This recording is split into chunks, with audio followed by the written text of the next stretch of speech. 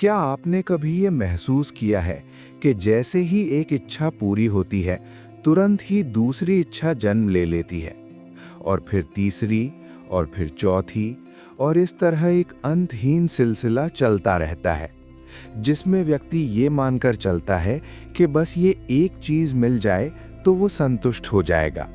लेकिन जैसे ही वो चीज़ मिलती है, मन कुछ समय के लिए शांत होता है और फिर उसी गति से किसी नई चाह की ओर भागने लगता है। और यही दौड़ धीरे धीरे हमारे पूरे जीवन को भर देती है, जहां हम लगातार कुछ पाने की कोशिश में लगे रहते हैं, लेकिन फिर भी भीतर कहीं एक खालीपन बना रहता है। और इसी खालीपन को भरने के लिए हम और इच्छाएं पैदा करते हैं, जैसे प्यास बुझाने के लिए खारा पानी पीना, जिससे प्यास खत्म नहीं होती बल्कि और बढ़ जाती है। एक समय ऐसा भी आया जब मिथिला के राजा जनक के मन में यही प्रश्न उठा कि क्या इच्छाओं का कोई अंत है या मन हमेशा ऐसे ही भागता रहेगा। और उन्होंने ये जिज्ञासा महर्षि अष्टावक्र के सामने रखी। तब अष्टावक्र जी ने बहुत सरल लेकिन गहरे शब्दों में संकेत दिया कि इच्छाएं तब तक समाप्त नहीं होती जब तक व्यक्ति ये मानता रहता है कि उसकी पूर्णता बाहर की चीज़ों में है। क्योंकि जैसे ही हम ये सोचते हैं कि कोई वस्तु, कोई व्यक्ति या कोई परिस्थिति हमें पूरा कर देगी, उसी क्षण एक नई इच्छा जन्म ले लेती है और फिर हम उसी के पीछे भागने लगते हैं। और यही भागना ही असली बंधन है। धीरे धीरे ये समझ खुलती है कि इच्छा स्वयं समस्या नहीं है, बल्कि उस इच्छा के पीछे छुपी हुई अपेक्षा समस्या बन जाती है। क्योंकि हम हर इच्छा के साथ एक परिणाम जोड़ लेते हैं, ये मिलेगा तो मैं खुश हो जाऊंगा।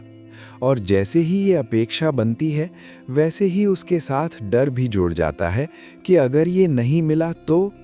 और यही डर हमें अंदर से बेचैन कर देता है। और इस तरह इच्छा और भय एक साथ चलने लगते हैं और व्यक्ति कभी भी वास्तव में शांत नहीं हो पाता। अगर थोड़ा ध्यान से देखें तो ये भी स्पष्ट होता है कि इच्छाएं हमारे भीतर की किसी कमी से नहीं, बल्कि एक आदत से पैदा होती हैं, जहां मन लगातार कुछ नया खोजता रहता है, क्योंकि उसे स्थिर रहना स्वीकार नहीं होता। और इसी कारण वो हर बार एक नई दिशा में भागता है।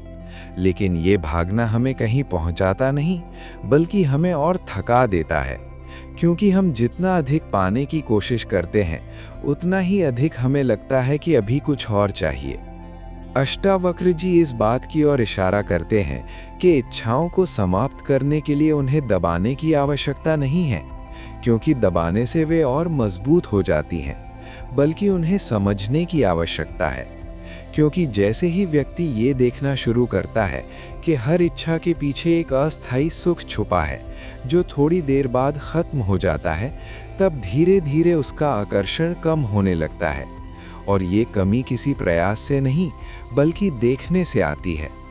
जब ये देखने की क्षमता गहराती है, तब व्यक्ति ये समझने लगता है कि जो शांति वो बाहर खोज रहा था, वो पहले से ही उसके भीतर मौजूद है। और जैसे ही ये अनुभव स्पष्ट होता है, इच्छाओं की पकड़ अपने आप ढीली होने लगती है, क्योंकि अब व्यक्ति बाहर कुछ पाने के लिए नहीं भाग रहा होता, बल्कि भीतर की पूर्णता में ठहरना सीख रहा होता है। और यही ठहराव धीरे धीरे उसे एक ऐसी स्थिति में ले जाता है जहां इच्छाएं आ सकती हैं, लेकिन वे उसे खींच नहीं पाती। और अंत में यही समझ सबसे महत्वपूर्ण हो जाती है कि इच्छाओं का अंत किसी एक दिन अचानक नहीं होता, बल्कि ये एक धीरे धीरे घटने वाली प्रक्रिया है, जिसमें हर बार जब व्यक्ति ये देखता है कि इच्छा उसे कहीं नहीं ले जा रही, तब वो उससे थोड़ा दूर हो जाता है। और इस तरह एक दिन ऐसा आता है जब मन पहले जैसा बेचैन नहीं रहता, क्योंकि अब वो हर इच्छा के पीछे भागने के बजाय उसे आते जाते देख पाता है। कभी कभी ये भी देखने में आता है कि हमारी बहुत सी इच्छाएं हमारी अपनी नहीं होती, बल्कि दूसरों को देखकर पैदा होती हैं। जब हम किसी को कुछ पाते हुए देखते हैं, तो भीतर एक हल्की सी तुलना शुरू हो जाती है, और उसी तुलना से एक नई इच्छा जन्म ले लेती है, और फिर हम उसे अपना लक्ष्य मान लेते हैं, जबकि वास्तव में वो केवल एक उधार की चाह होती है, जो हमें भीतर से कभी संतुष्ट नहीं कर पाती।